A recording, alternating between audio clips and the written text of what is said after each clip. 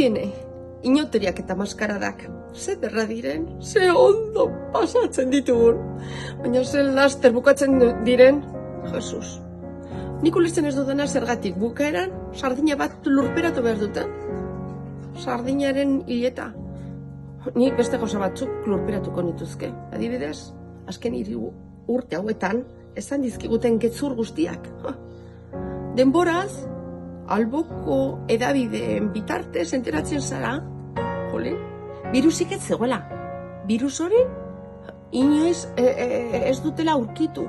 Izan ere Frankenstein bat dela, eta ez da nik esaten dudalako, nire pilikausoak esaten dudalako, ez. Auzitegietan horrela frogatu dutelako.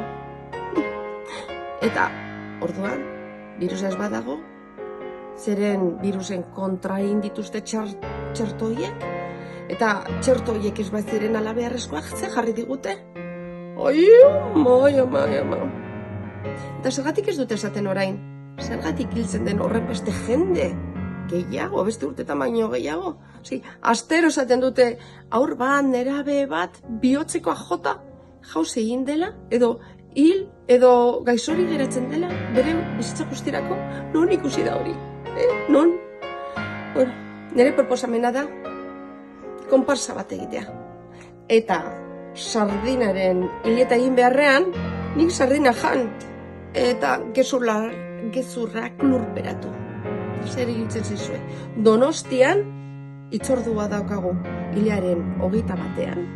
Donostiako bulebarrean, arratsaldeko 6etan. Gero 7 nahi baldin baduzu sardina lurperatu edo itxasoratu nahi duzuna. Donostian, bulebarrean, hilaren 21, arratsaldeko 6etan.